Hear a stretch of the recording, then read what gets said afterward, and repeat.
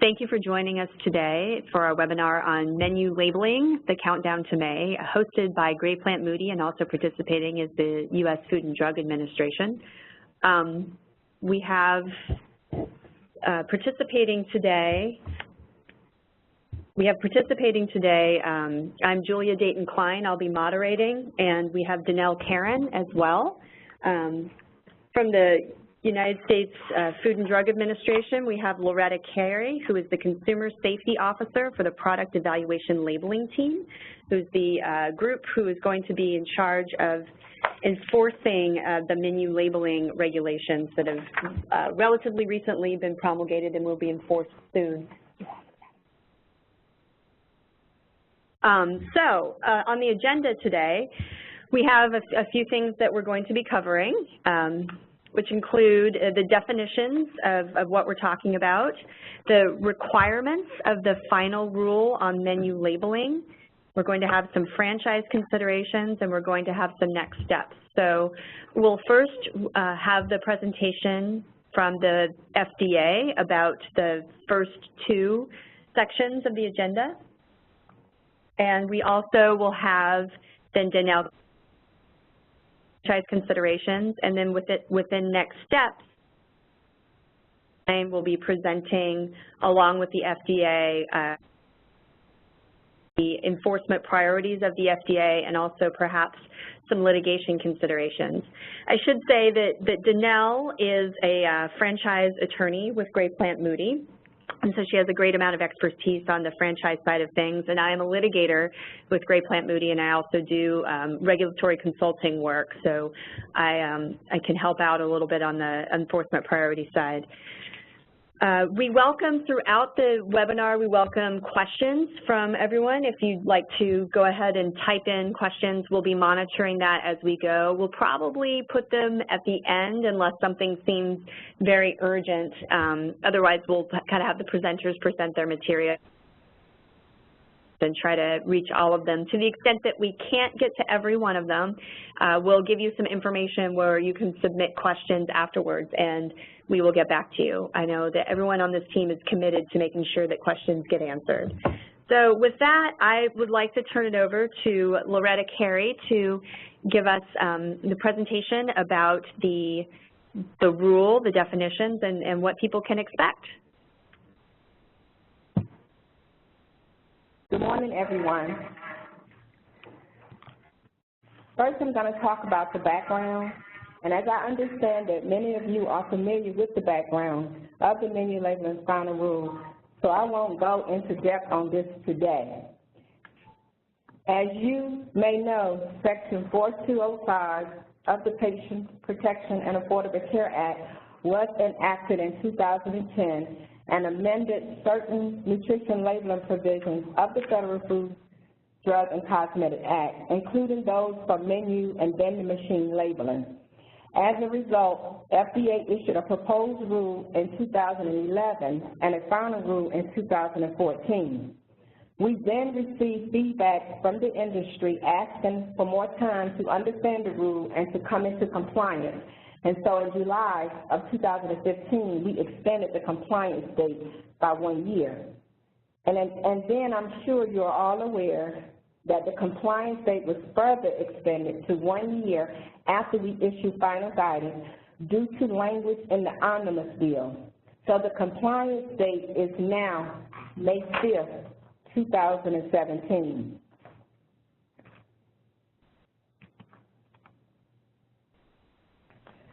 So now that I've quickly covered the background information, let's take a look at the final rule for menu labeling. This slide just summarizes the key components of the final rule, which was published in 2014. So now I'm going to go through the key components, starting off with the definitions. So while the Act did provide some information on definitions, we thought that to have a clear and consistent understanding, we needed definitions of certain terms. So the first section of the rule includes definitions that were developed and designed to help clarify what entities are covered, what food is covered, and who is authorized to register the facility. So the next few slides provide more detail on some of these definitions.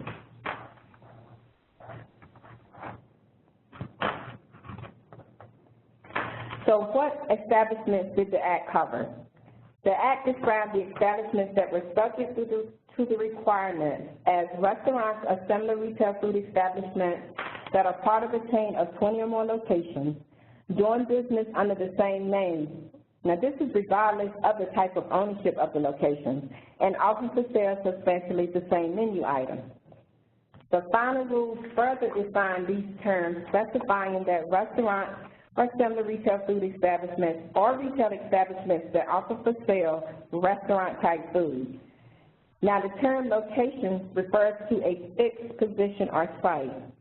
Doing business under the same name means the name that is presented to the public or the name of the parent entity if no name is presented to the public.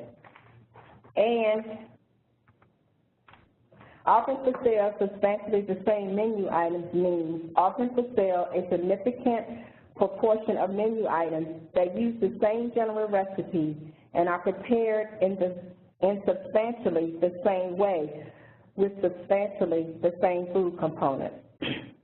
Additionally, remember that covered establishments also include restaurants, assembly retail food establishments that don't meet all of the criteria of a covered establishment, but who choose to voluntarily register with FDA to be covered.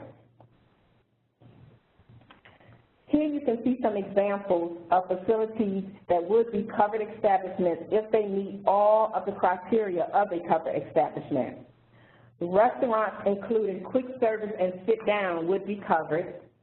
As you will notice, grocery stores and convenience stores are covered by the rule if they meet the criteria. We received numerous comments questioning whether grocery stores and convenience stores should be covered, as well as comments requesting clarification as to whether all food in a grocery store needed to be covered. We clarified in the final rule that every food in the grocery store would not be covered, but those foods that are restaurant-type foods would be covered because they are marketed and offered for sale just like foods served in traditional restaurants. Now, some examples of your superstores would be like your BJ's and your Costco. Some managed food service operation may also be covered. Now, we encourage anyone questioning if they are covered to go back to the 4 requirements for a covered establishment and to remember that to be covered, an establishment has to meet all of these requirements. Now, I mentioned a moment ago that covered establishments are defined in part as retail establishment that offers for sale restaurant-type food, and the term restaurant-type food is defined in the final rule as food that is usually eaten on the premises while walking away or soon after arriving at another location and is either served in restaurants or other establishments where food is served for immediate consumption or is processed and prepared in a retail establishment and offered for sale to be consumed elsewhere. Now, as a general rule, think of restaurant-type foods as those that are primarily ready for consumption.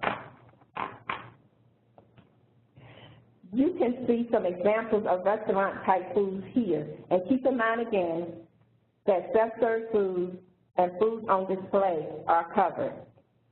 We have also clarified that for food sold in grocery stores, restaurant-type foods would be foods that are offered from a menu or menu board, or food from in-store facilities like salad bars that are intended for immediate consumption. Here you can see some examples of things we would likely not consider to be restaurant-type foods and would therefore not be covered. Examples include foods intended to be eaten over several eating occasions that aren't listed on a menu or menu board, such as loaves of bread, bags or boxes of rolls, cookies or candy, and whole cakes. Foods sold by weight that are not self-served and not intended solely for an individual, such as deli salads.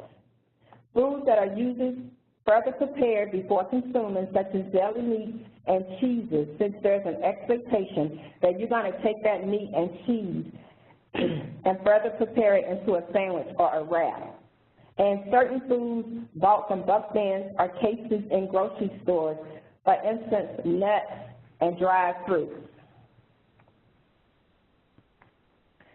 The final rule also defines a few terms that were used in the Act to describe foods that must meet the requirements, such as the term standard menu items, which is defined as restaurant-type food that is routinely included on a menu or menu board, or routinely offered as a self-service food or food on display.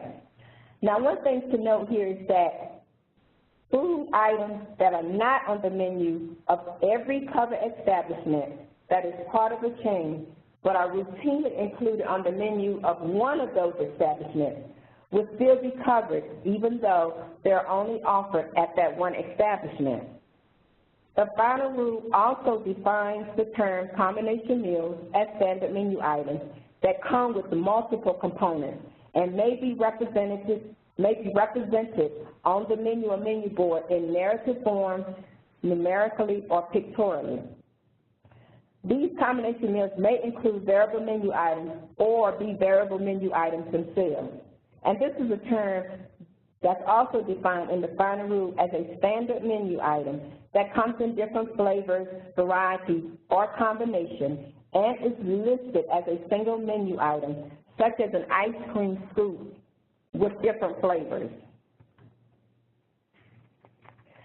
Next, the final rule also defines the terms food on display and self-service food. Food on display is defined as restaurant-type food that is visible to the customer before the customer makes their selection, as long as there isn't an ordinary expectation of further preparation by the consumer before consumption. Now, there was some information provided in the Act on what would be considered self-serve food, and this information was incorporated into the definition in the final rule, which defines self-service food as restaurant-type food that is available at a salad bar, a buffet line, cafeteria line, or similar self-service facility, and that is served by customers themselves. And as specified in the Act, this does include self-serve beverages. Now, alcohol beverages are covered under the final rule. Restaurants and similar retail food establishments that have alcoholic beverages either on the menu or menu board or as self-serve will be required to disclose calories, and how the calories must be disclosed depends on how those beverages are listed on the menu or menu board. However, the rule does not require calorie disclosure for alcohol bottles that may be on display behind the bar and are not on the menu or menu board and are not self-service. And additionally, we have some Q's and A's on this in Section 7 of the menu labeling final guidance. Now, the Act also identifies foods that were exempt from the requirements, so let's walk through the definition of those foods now. Custom orders are exempt, and this term refers to when the customer asks for a change in the standard bill of the food. For example, if a sandwich normally comes with mayonnaise, but the customer asks to have ketchup and mustard instead of mayonnaise, this would be considered a custom order and would not be covered.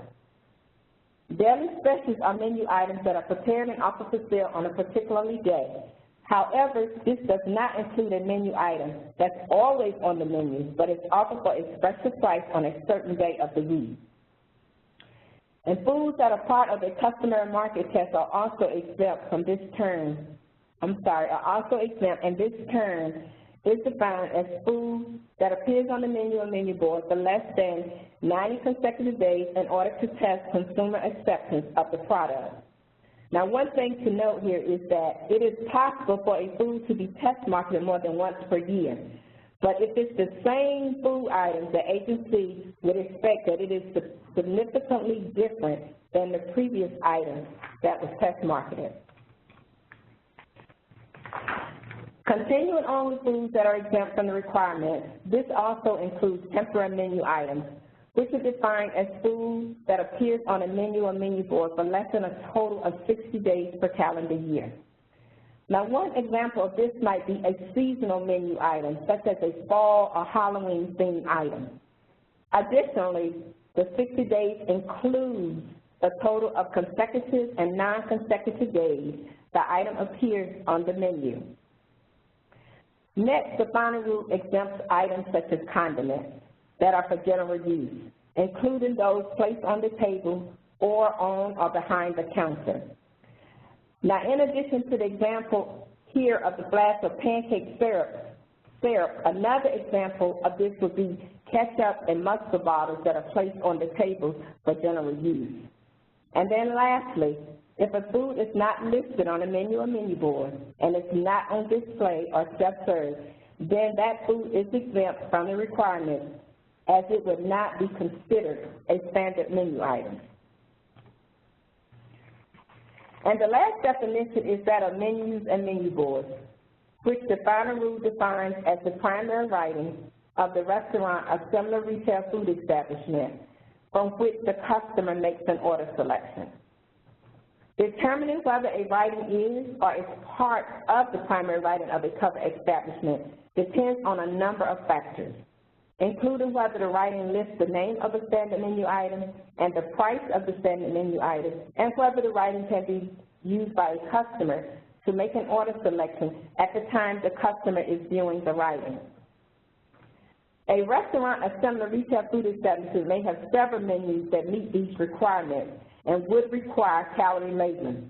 For example, you have your specialty menus such as dessert, drinks, or catering menus or children menus that meet these criteria would be considered primary writing and would require calorie labeling. This also includes drive-through menu boards and electronic menus and menu boards. Also, if a covered establishment delivers a menu in the mail and that menu contains the name and price of the standard menu items and a phone number or internet information where orders can be placed, then it would be considered a primary writing and would require calorie labeling. Now, similarly, primary writings may also include online menus if they meet these criteria. Lastly, something can also be a part of the primary writing. For example, in an ice cream parlor, you might list the sizes such as 2 scoops for $2 on one board, and then the toppings on a separate board. Now, the toppings must still declare calories as they are part of the primary writing.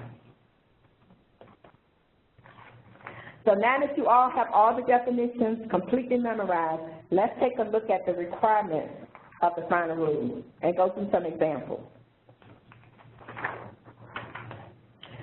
Now let's start with the requirements for displaying calories, since the overarching purpose of the rule is to require calorie disclosures on standard menu items offered for sale in covered establishments. The rule requires calories for each standard menu item that's listed on the menu or menu board must be displayed adjacent to the name or price of that menu item in a type size no smaller than that of the name or price, whichever one of those is smaller, and in a color and contrast at least as prominent as that of the name and price, and the word calorie or the abbreviation cal must also be included. Additionally, I would like to point out that the calories and other nutrition information must be rounded in accordance with the requirements in the final rule. Now, for an explanation of the rounded requirements, please see Appendix A in the menu labeling final guidance. And then for variable menu items, those that are standard menu items that come in different flavors or varieties, but are listed on the menu or menu board as a single item. When there are only 2 options available, the calories for each option must be presented with a slash between the 2 calorie declarations, such as the example you see here. And when there are 3 or more options available, the calories must be declared as a range, as you also see here. Additionally, if the different flavors or varieties were listed as separate menu items on the menu or menu board, then the calories would have to be listed for each option. Now, unless some of the options had the same calorie content, then the calorie declarations can be grouped. Now, one important thing to note here is that we understand that there is variability in the way that menus are designed, and the rule does not require a cover establishment to create a new menu or menu board or to redesign their existing menu or menu board. Establishments should be able to work with the design of their existing menus to incorporate the calorie declarations. Some options that an establishment can consider but is not required to use are the column format and the string format. Now, if the column format is used, then the term calories or cal has to appear at the top of the column in a type size no smaller than the name or price of the menu item, whichever is smaller. However, the column format is not the only acceptable format. The string format shown here in the last bullet is also acceptable. Now, here are some examples of ways that the calorie declarations could be incorporated into an establishment's existing menu or menu board. Here you can see examples of the requirements for declaring calories for variable menu items that I mentioned a few moments ago. If you notice, when there are two options, grilled or fried, the calories are declared using a slash. And if there are three or more options, then the calories are listed as a range. Similarly, as I mentioned earlier in the presentation, combination meals can also be variable menu items or can contain variable menu items, such as the combination meal shown here with the choice of size. As you can see here, the same rule applies. When there are only two options, calories are separated by a slash, and when there are three or more options, calories are declared as a range.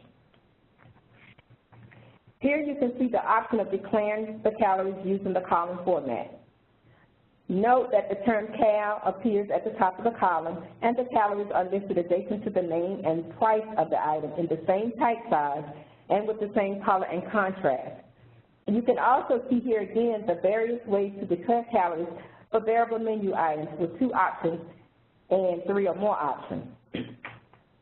Now, some other things to note in this example are that when a general category such as soft drinks is listed on the menu or menu board, the calories are declared as a range. However, when each drink is listed as a separate option on the menu or menu board, as seen in example number 4 here, the calories have to be declared for each individual drink. And you will also notice under example number 4 that items can be grouped if they have the same calorie declaration, such as the Diet Cola and the Diet Lemon Lime beverages. Here's another example of a string format and how calorie declarations can be worked into the existing format of a menu. In this example, of a combination meal with multiple options for the side, the calories for each side are declared next to the item name, and where the side includes several options, such as a cup of soup, calories are declared as a range. That covers the calorie declaration for the side options, and then the calories for the burgers are listed next to each item, along with the price of the combination meal with the choice of burger or sandwich, and your choice of a side. Now, when declaring the calories in a beverage that is not self-service, you must state the number of calories in the full volume of the cup as served without ice, unless you ordinarily dispense and offer for sale a standard beverage fill, such as a fixed amount that is less than the volume of the cup per cup size, or dispense a standard ice fill, such as a fixed amount of ice per cup size. Now, if you ordinarily dispense and offer for sale a standard beverage fill or dispense a standard ice fill, you must declare the number of calories based on such standard beverage fill or standard ice fill. Now, this is discussed in question 5.46 of the menu labeling final guidance.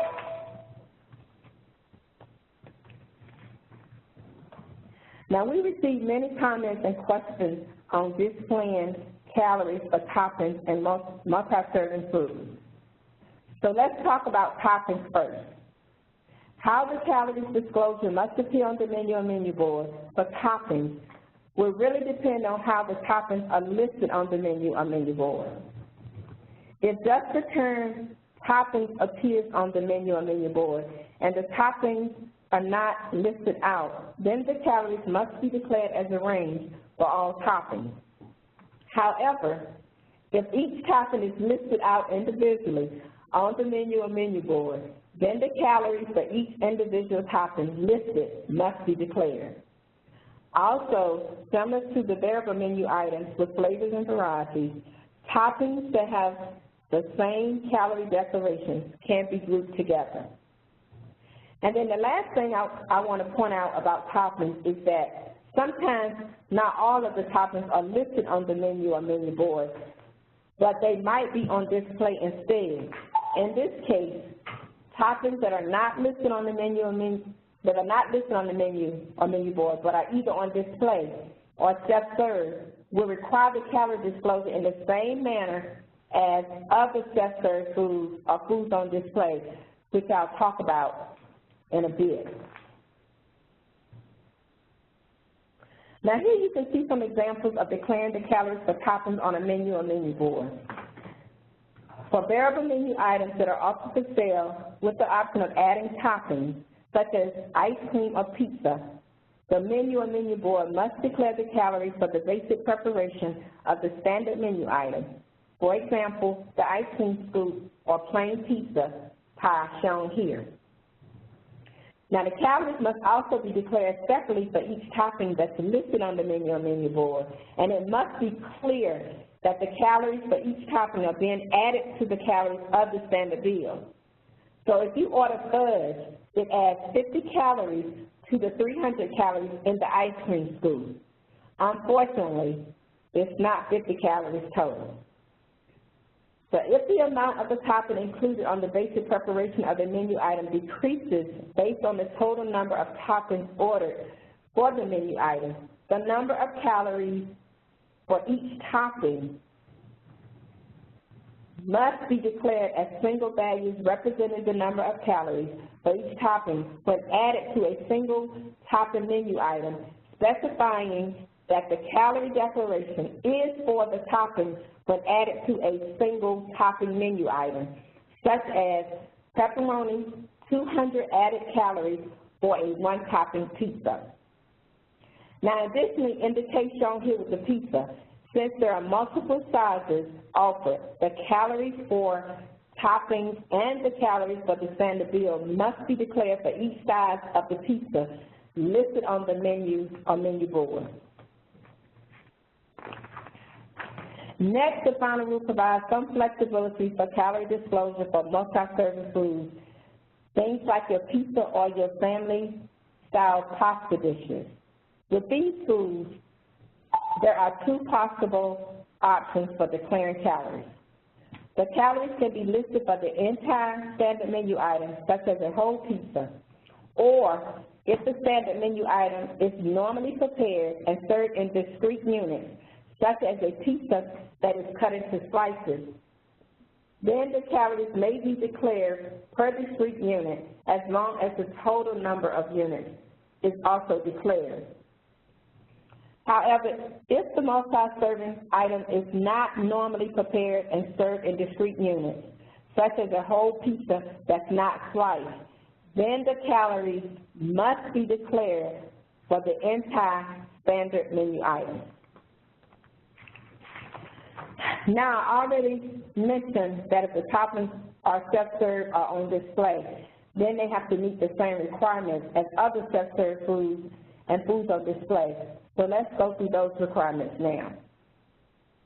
For self-serve foods and foods on display, the calories must be declared per serving or per item on a sign near the food that can be viewed at the time the customer is making the food selection. Calories can be declared per discrete unit for items offered in discrete units. For instance, 300 calories per muffin. They can also be declared per serving utensil if the utensil dispenses a uniform amount of food. So for instance, per scoop of potato salad. However, if you had salad greens dispensed using tongs, you could not use this option because the tongs do not dispense a uniform amount of food. So in this case, the calories could be declared per household measure, and for example, per cup. Now similarly, calories for self-serve beverages must be declared per total fluid ounces that will fit in the cup in which the beverage is offered. And if there are different size cups, then the size of the cup must also be described. For example, 140 calories per 12 fluid ounces in a size small. The statement of availability must be provided on individual signs adjacent to food that is self-service or on display. Where such signs meet the definition of a menu or menu board, they may be on individual signs adjacent to the food itself on a separate larger sign in close proximity to the food that the customer can easily read as they are making their order selection. Or these statements may be on a large menu board that the consumer can easily read as they are ordering the food. Now we have Q's and A's in section 5.91 in the menu labeling final guidance on this.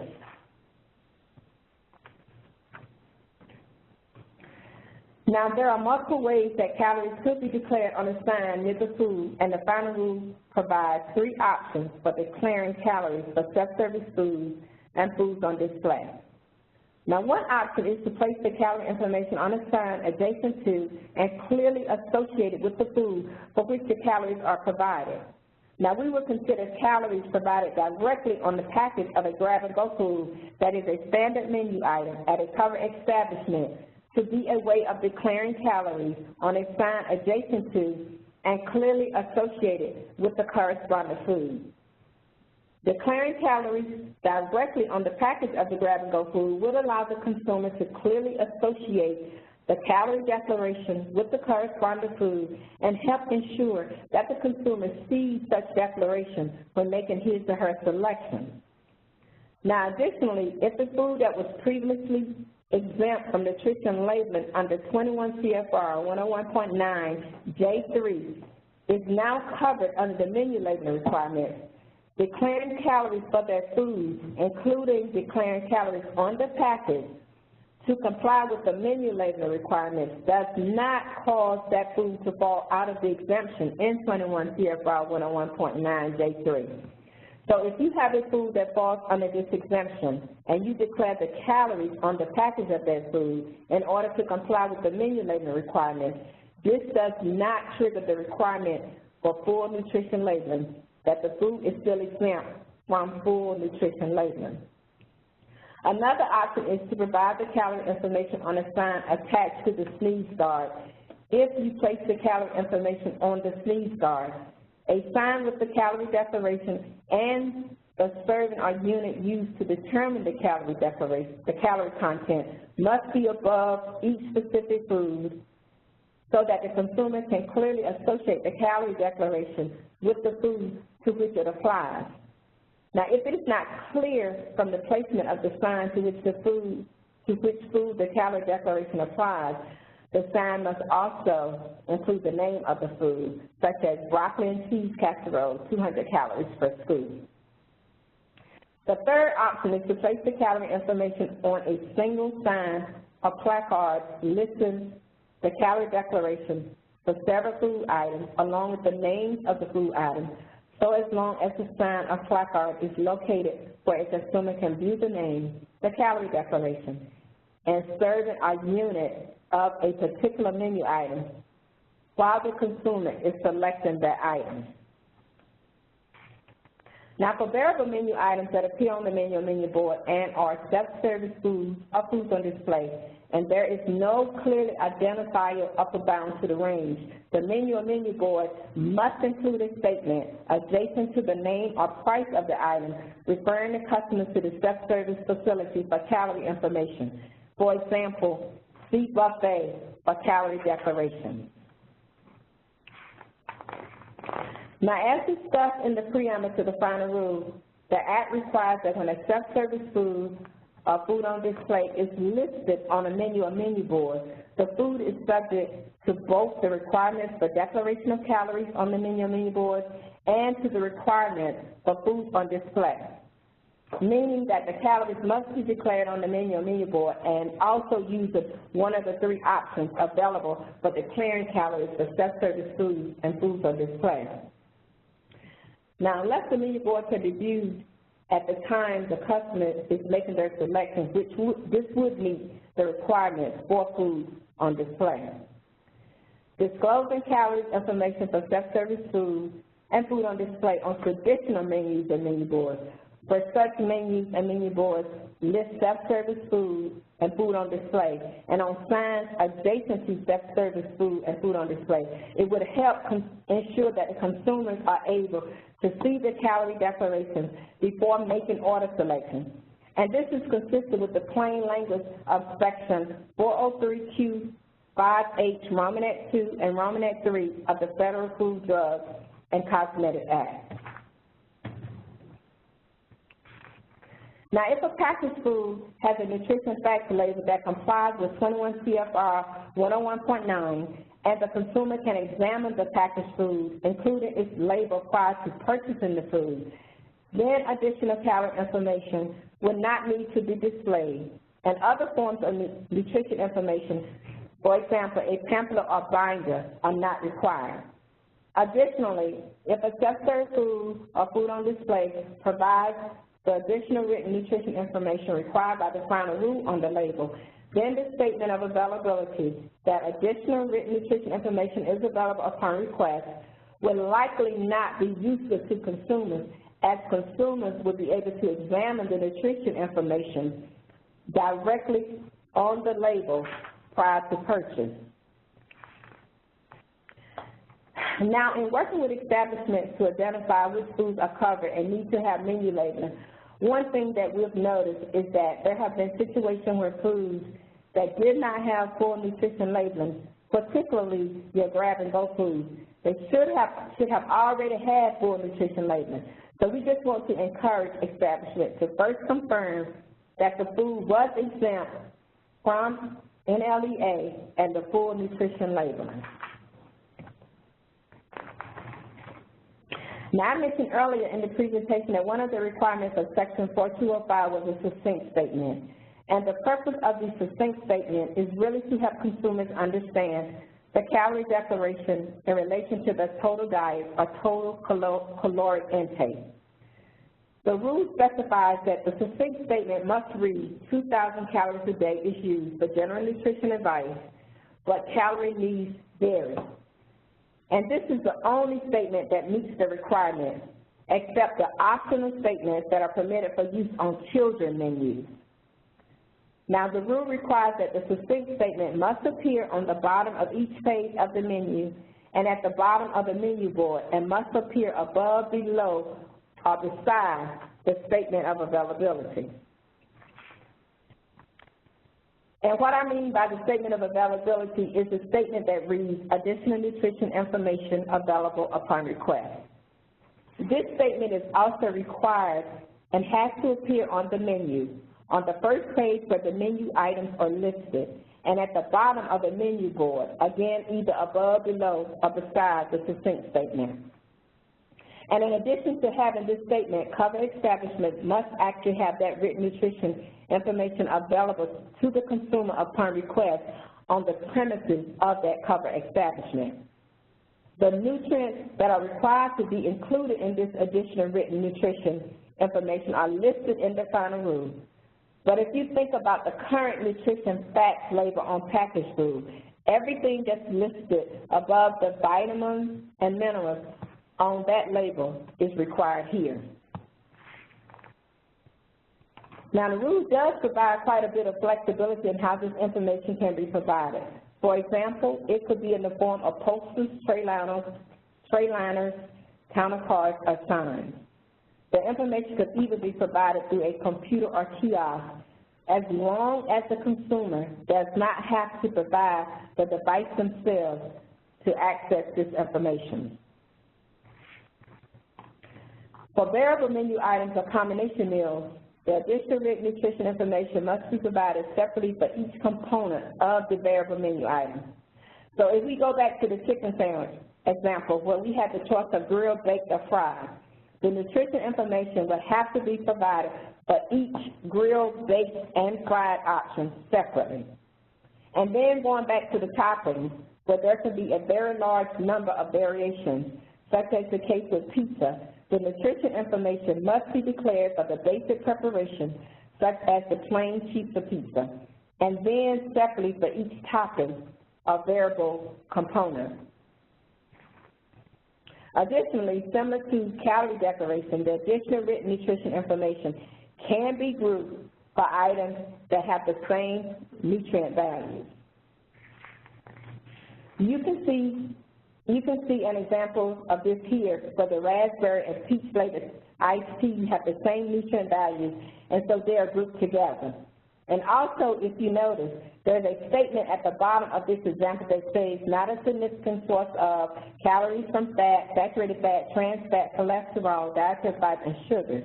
This statement is permitted by the final rule as part of a simplified format for declaring nutrition information if 6 or more of the required nutrients would be declared as 0. Now, for more information on this statement, please see sections 5.62 and through 5.66 of the menu labeling final guidance. So now that you know the nutrient information that is required by the final rule, how can a cover establishment go about obtaining the information for the nutrient values they provide? The rule requires that cover establishment must have reasonable basis for their nutrient content declaration, and the rule offers several examples of a reasonable basis, including nutrient databases, laboratory analysis, nutrition fact label of the food they're serving or the ingredients they're using. Now, if they're using a recipe from a cookbook and the cookbook provides nutrient information, this information could also be used. Or they could use other reasonable means, including a combination of these sources. For instance, if the main dish recipe came from a cookbook that provided the required nutrition information, but a packaged sauce is then added to the dish, the establishment might use the nutrition information provided in the cookbook and the nutrition information provided for the sauce on the nutrition fact label as their reasonable basis. Now, if FDA ever has concerns over the nutrient disclosures in a cover establishment, in addition, the final rule also requires the cover establishment to provide 2 certifications upon request from FDA. The first statement certifies that the information contained in the nutrient analysis is accurate and complete. This statement can be signed by a responsible person in the corporate office or parent entity, or by a responsible person employed in the actual cover establishment. The second statement that the rule requires is to certify that the restaurant or similar retail food establishment took reasonable steps to ensure that the method of preparation and the amount of the standard menu items served adheres to the factors on which the nutrient values were determined, and this statement must be signed by a responsible individual at the actual cover establishment. Now, it's important to note here as well that these statements are only necessary upon request, and FDA will give a reasonable time of 4 to 6 weeks to provide this information if it is requested. Now, if you have any questions or comments on menu labeling, we recommend submitting those type questions or those type comments to our menu labeling inbox at calorielabeling@fda.hhs.gov. I like to point out here that we monitor and respond to this inbox daily. However, we are a very small team of people working through many questions, and while we're catching up now that the guidance had issued, please be patient with us as we work through the questions. We do our best to respond to questions in order in which they are received, so if you don't receive a response right away, please be patient. So now Julia is going to talk about franchise considerations. Thank you so much, Loretta. That was really informative, and I can't believe you made it through 44 slides in the time that you did. That was very impressive. I'm going to turn it over to Danell Caron to discuss some things that are specific to franchise, the franchise world, and some things that you as participants might want to think about if you are franchisors or franchisees. Thanks, Juliet. So one of the consider is who is you or your franchisees. Now, for the past several years, there's been heightened awareness and concern in the franchise industry with respect to ostensible agency and joint employer liability concerns. As franchisors, you need to balance the importance of brand protection against these risks when you're considering what your involvement, if any, will be with respect to the federal menu labeling requirements that Loretta just discussed. Generally speaking, what we are seeing is most franchisors are providing calorie or nutritional information to their franchisees and providing some assistance in the creation of these menu boards. I mean, the primary reason for this is to maintain that brand consistency amongst the franchise restaurants. You know, if there are menu labeling inconsistencies among your franchise locations, these inconsistencies could cause customer confusion, weaken your customers' brand expectation. I also want to point out that, you know, think about the digital age in which we are living. You know, consider, if you will, those customers who may access nutritional information through your company website before they even enter your restaurant, or those customers who may turn to your restaurant turn to your website for this type of information after they visit in an effort to track their calorie consumption.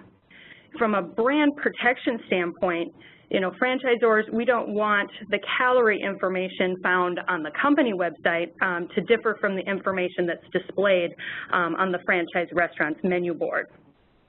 So just to sum up, you know, generally what we're seeing is franchisors are involved in the process.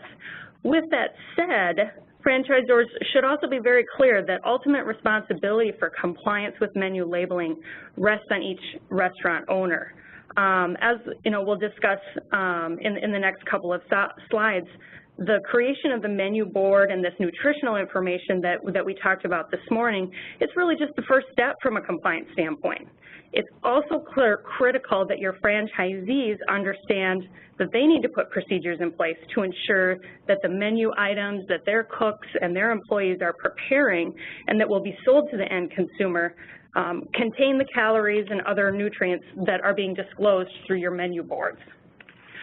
Also, from a liability consideration, when you're determining how involved you as the franchisor will be in this process, you know, we also look at, you know, from a compliance standpoint, who are the federal and state agencies, and in particular the plaintiffs bar, who will they be looking to from a compliance standpoint?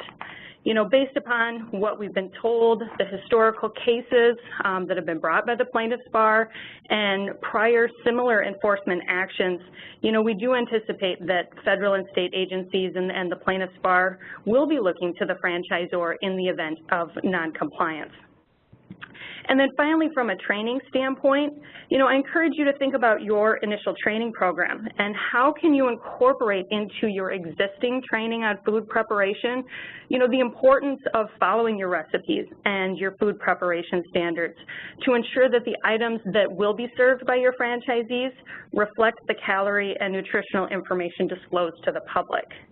As franchisors, you're going to want to make sure that your franchisees understand that while they may believe, you know, it's an insignificant variation in an ingredient or a cooking method, that these can really result in inaccurate nutritional information being provided to the consumer. You know, that extra tablespoon of butter really will impact the number of calories that's in that menu item. So I'm sure a lot of you right now, it's FDD season for a number of us, so you're reviewing your FDDs and franchise agreements. So I just recommend that in connection with this process, you know, you consider the menu labeling requirements as you're reviewing your franchise documents. For example, for the FDD, you know, consider whether or not it makes sense to add a reference to the menu labeling regulations in connection with the summary of applicable laws that's already going to be disclosed in item 1 of your FDD. A second area in the FDD to take a look at is item 8, and, you know, tighten up your sourcing restrictions. Do you expressly reserve the right to designate single source suppliers, and do you have a clear process suppliers? As we're going to discuss on the next slide, supply chain restrictions may be helpful from a menu labeling compliance standpoint. You expressly reserve the rights to designate single-source suppliers as part of your FDD and franchise agreement disclosures. And then in connection with the franchise agreement, just a couple of things to take a peek at when you're reviewing your documents. First, take a look at your indemnification provision. You know, is the language broad enough to include a claim or enforcement action that may involve a menu labeling compliance issue? Second, the franchisee's signage requirements. You know, which party, franchisor or franchisee, is responsible for signage, including your menus and menu boards? What rights do you as the franchisor have to require a franchisee to replace or update this information, and who bears the cost and expense? And then finally, you know, compliance with menu labeling, it's very similar to a franchisee's obligation to operate its business in accordance with all other federal, state, and local laws. The ultimate responsibility is on the franchisee. And so you need to remind your franchisees of that. Any additional or imposing an obligation on the franchisee to ensure that it's training its own employees of compliance. Menu labeling also serves as a reminder that we should be taking a look at our operations manuals. You know, review the recipes and other instructions that you're providing to your franchisees relating to food preparation. Are your instructions, are they clear, concise, and easy to follow? Are there any tools, such as food scales or measuring cups, that would maybe aid your franchisees in ensuring that the menu items are prepared in accordance with your standards and specifications, and therefore consistent with the calorie and nutritional information that's being provided to consumers? Another area to consider, like I just mentioned, is supply chain considerations. You know, the menu labeling rule, it may make it more important than before for franchisees to be purchasing food products and ingredients exclusively from approved suppliers. You know, especially if those suppliers can help you and provide reliable nutritional information for the products and ingredients that they are going to supply. Just a couple of recommendations on that point. If you are going to be looking to suppliers to help provide nutritional information, you know, we recommend that the supply agreement provide for indemnification in the event that the supplier provides inaccurate information. And also you may want to consider more ongoing independent laboratory testing, just to make sure that the supplies and ingredients that you're receiving from these suppliers are consistent with the nutritional information that they are representing. And then just finally, from a franchise perspective, you know, the menu boards and the labeling requirements that we talked about this morning, that's really the first step from a compliance standpoint. You know, think about ways in which you can incorporate these compliance requirements into your routine on-site inspections of your franchise businesses. Educate your franchise support and operational team on the importance of consistent food preparation from a menu labeling compliance standpoint. You know, they should be looking for signs of compliance and, more importantly, non-compliance during their on-site inspections and visits. Watch for those unapproved menu items. If a franchisee is modifying a standard menu item, you know, this item will not reflect the calorie and nutritional information that's being provided to consumers. And then finally, you know, train. This is, you know, maybe a new concept for some of your franchisees. So, you know, think about it, your next franchise meeting or franchise convention. Is this a topic that you want to discuss and emphasize the importance of compliance? This really should be top of mind for your franchisees. All right, great. Thank you, Danell, very much. I'm going to quickly turn it over to Loretta to start the part about the education outreach and enforcement strategy. All right, thanks, Julia. Again, as many of you are already aware, in December,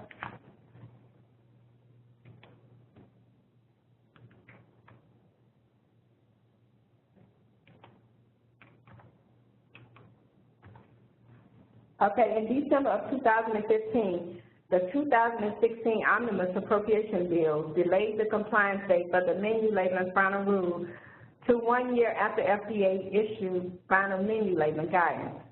So we worked as hard as we could to finalize the draft guidance that we had issued in September 2015. And on May 5th, 2016, a notice of availability for the final menu labeling guidance issued in the Federal Register, making the compliance date May 5th, 2017. In addition to the final guidance, we will continue our education and outreach activities. Now, this includes continuing to respond to questions received in the menu labeling inbox, continuing to attend face-to-face meetings and teleconferences whenever possible. We'll also continue to participate in webinars and presentations as requested. We also hope to get out on some site visits and have in development an education module and handout on the menu labeling requirements, which we're hoping to roll out before the end of the year. Lastly, while our enforcement strategy has not yet been finalized, we do know that we'll be focusing the first year after the compliance date on education and outreach and working cooperatively with the industry to bring them in compliance. And you can see some of the options that are being considered for the enforcement here. But again, nothing has been finalized.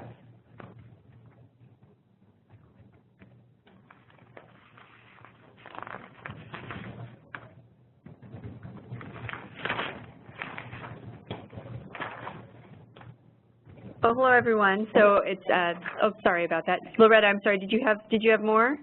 No, I was going to say you were going to come back and talk about the litigation.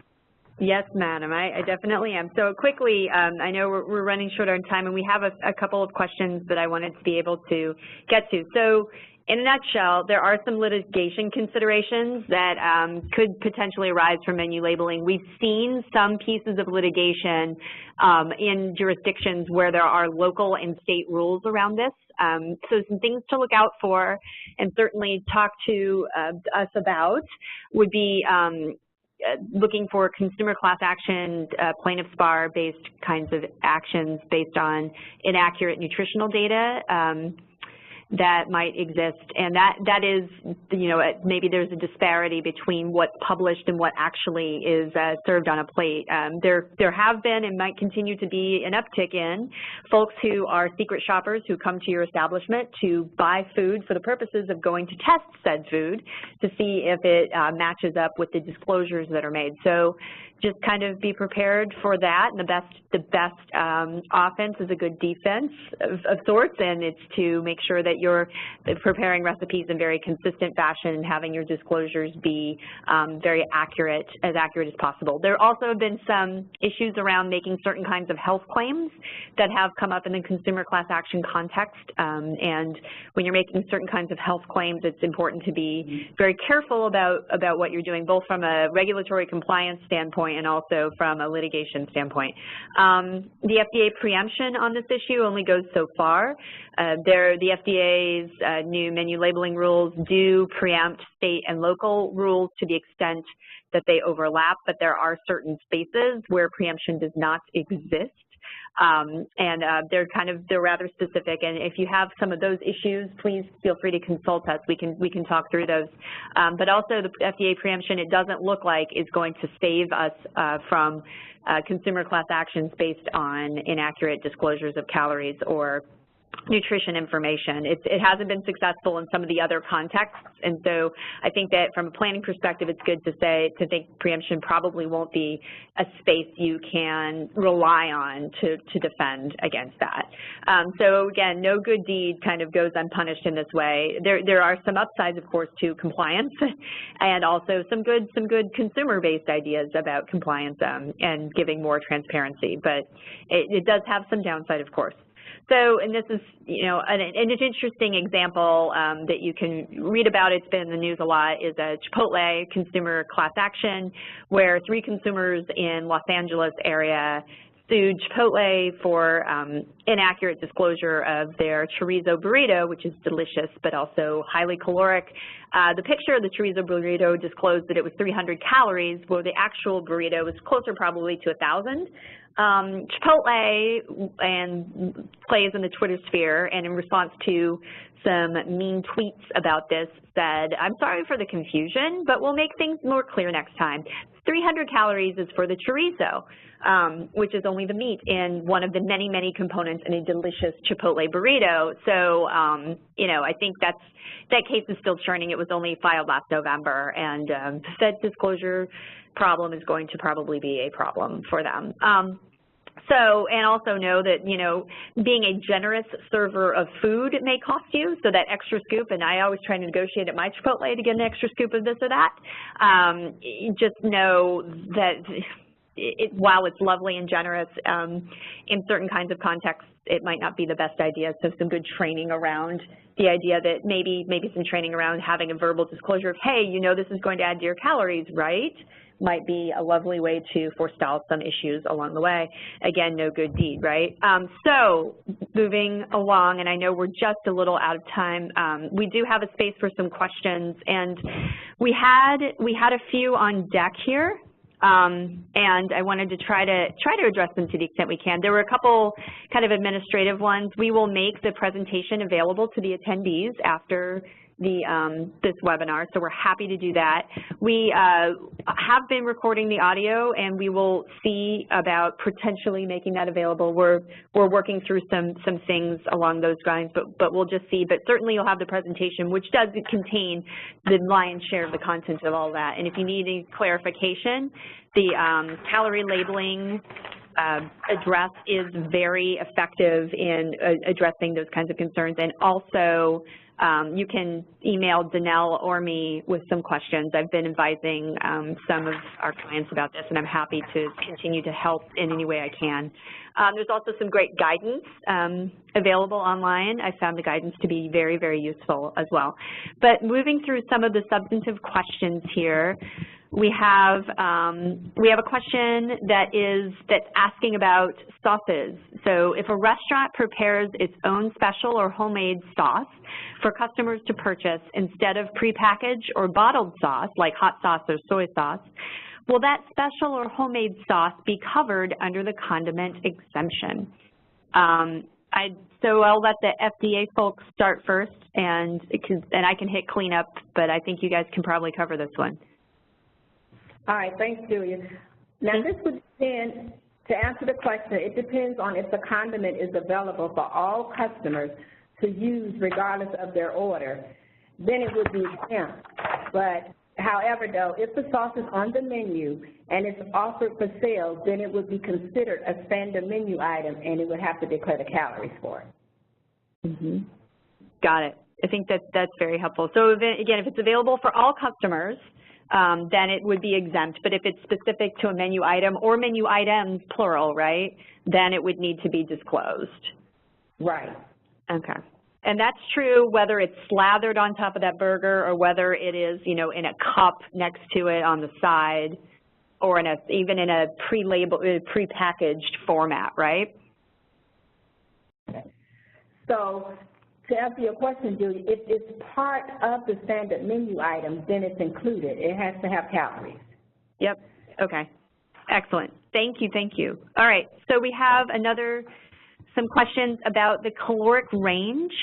In the examples that we have some caloric ranges that have a dash and some caloric ranges that have a slash between them. And a question, so I was wondering if it matters whether there's a dash or a slash between the calories. And then also, does the dash necessarily mean approximately? So for the dash meaning approximately, I'll just field that one. No, it doesn't mean approximately. The calories have to be specifically disclosed, rounded to the nearest 10. But Loretta and other FDA folks, would you like to take the question is, does it matter whenever you're doing a range if it has a slash or a dash? Yes, it does matter. A slash is used if there are only two options in a variable menu item. And a dash is used when there are 3 or more options in an individual standard menu item that is a variable menu item. So, great, thank you. I'm sorry. So sorry, go ahead.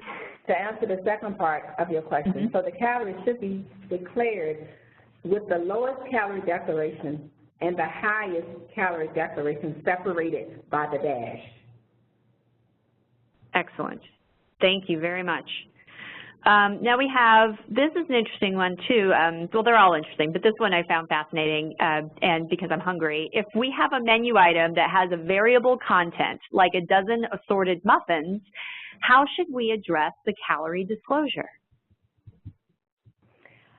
Okay, this would depend. If a dozen muffins that are sold as a dozen, they are likely not covered under the menu label rule, as these types of products are more like your grocery store items. But as I mentioned in the presentation, certain types of ready-to-eat foods, such as whole cakes and loaves of bread, are not considered restaurant-type foods because they are generally eaten over several eating occasions. But now, if you take the muffin, if that same muffin is sold individually, then the calorie count would be required on that individual muffin. All right, thank you. So the idea is if you buy them all together in some sort of package format, then it would be exempt, much like the cake example that you gave. But if you can sell them individually, then we need to disclose for each muffin what the calorie would be, each type of muffin. Right, but as long as they're not listed on the menu or menu board too. I forgot to add that, Julie. Thank you, very important, sure. Okay, next question is, can the full nutritional values be shown on a menu that does not leave the restaurant? Okay. The only requirement for information actually on the menu is the calorie declaration. But however, I'm not sure, I think I mentioned this in the presentation, but if I didn't. However, if you choose to put all of the additional written nutrition information on your menu, you may do that. But the information must follow the provisions that are in the final rule, and it has to be for each component of the standard menu item, which means that for a variable menu item, the information would have to be for each flavor or variety. Now, you can group items in a variable menu item that have the same declaration for all nutrients. Now, when you consider this, we expect that it would be much easier and more straightforward to have the additional written nutrition information in a separate document on the computer or a kiosk. And this is at the restaurant. Yep. Okay. And that's kind of the standard practice that I've seen at restaurants, is that it's sort of a separate document that's available to folks, either in a kiosk format or even a written format. I've seen it in a binder too, that you can look at as a consumer. And I've not seen one that you can take with you home necessarily, but I've also seen online options where they do the full nutritional disclosure as well, that you could certainly look up on your smartphone along the way. That's in practice what I've seen as well. All right, last question we have. This is for Danell, I believe. It's a franchise-specific one. Is a franchisor responsible for ensuring third-party delivery service vendors have compliant menus online? Have approved third-party vendors that offer delivery services in certain areas and maintain their own menus? So that's a complex question. I think that it's from a compliance perspective, there is a space where the corporate is responsible for ensuring caloric validation, and then the kind of franchisee level or restaurant level is also responsible for compliance in being adhering fidelity to those disclosures. So I think that the best way kind of to deal with that from a third-party delivery service vendor is kind of to have us work together to pick apart like who might contractually have responsibility for that particular piece. But from an FDA enforcement perspective, I should probably let Loretta speak to that, but I think that probably their primary concern is making sure that the calories are disclosed properly and that the menu items are compliant with those calories. And they would probably ask questions of anybody and everybody in the supply chain to make sure that's the case, or at least that's what I've been advising clients about, is that, let's all take really good hard looks at this from your supply chain on up and down to make sure that's happening. But I don't want to be speaking out of turn here. Loretta, would you like to speak at all to, folks who deal with third-party delivery service vendors? Oh yeah, we like to have the correct information, but we would look at the establishment for the correct information, for the calorie information, because they are the ones that's responsible for their own menus and that are kept on their website. Okay, excellent. And then from a franchisor or franchisee's perspective, you can talk about in your documents who should have primary responsibility for that compliance. But it sounds like that's right. Things that get disclosed to the consumer are where the FDA is very interested. And then, we work out as private parties who contractually needs to be responsible for that. Okay. Can I say one thing to that question? I forgot to mention that the third-party vendors are going to be responsible for their menu. Yeah, good point to raise there too. Right, that's a very good point. So nobody necessarily gets off the hook here. So we have this is our last question, and we have for special menu items that are posted on a special menu for fewer than 60 days.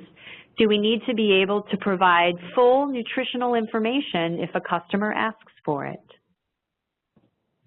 No. If they're on the menu or menu board for less than a total of 60 days, and this could be consecutive or non-consecutive days, they are exempt because they are considered temporary menu items. Excellent.